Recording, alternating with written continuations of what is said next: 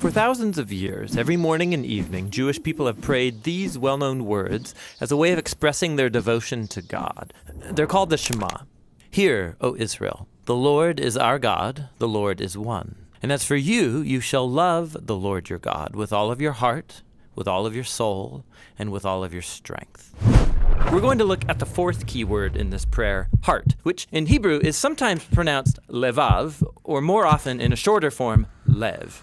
Now, different cultures throughout history have had different conceptions of how the human body works, and this is also true of the ancient Israelite writers of the Bible. They knew that the heart was an organ in the chest that sustains life. There's mention of a heart attack in the Bible, Naval, whose heart died inside of him and he became like stone. But the biblical authors talk about the heart in many other ways that might seem strange to modern readers, and that's because these Israelites had no concept of the brain or any word for it. They imagined that all of a human's intellectual activity takes place in the heart. For example, you know with your heart in the Bible. Your heart is where you understand and make connections. In the book of Proverbs, wisdom dwells in the heart. And your heart is what you use to discern between truth and error, like Solomon did when he was king. So the heart is where you think and make sense of the world, and it's where you do more. In the Bible, the heart is where you feel emotions. You feel pain in your heart, like Hannah did when she couldn't have any children. In fact, the phrase "a broken heart" comes from ancient biblical Hebrew. You also experience fear in your heart. Your heart can melt or be distressed. Your heart can even be depressed. But then on the flip side, your heart is where you experience joy. In Hebrew, to be happy is to be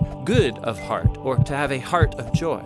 So the heart is the generator of physical life. It's also the center of your intellectual and emotional life, and there's more. In biblical Hebrew, the heart is where you make choices motivated by your desires. So David had it in his heart to build a temple for God. Your heart is where your affections are centered. They're called the desires of your heart. And if you really want something and go after it, it's like what Nathan said to David, whatever's in your heart, go and do it. So then, in the Bible, the heart is the center of all parts of human existence, as in the well-known proverb, guard your heart, because from it flows your whole life. Now, the prophet Jeremiah believed that the human heart was fundamentally broken.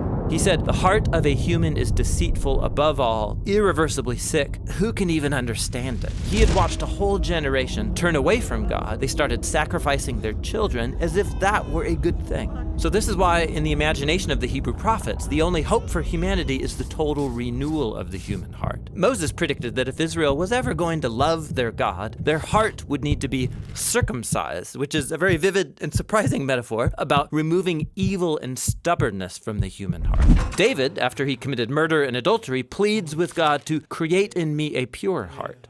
The prophet Ezekiel hoped for a day when God would remove the heart of stone and give his people a new heart of soft flesh, which is very similar to Jeremiah's hope that God would write the commands of the Torah on the hearts of his people. And that brings us all the way back to the Shema. Every day, God's people are called to devote to God their whole body and mind, their feelings and their desires, their future and their failures. This is what it means to love the Lord your God with all of your heart.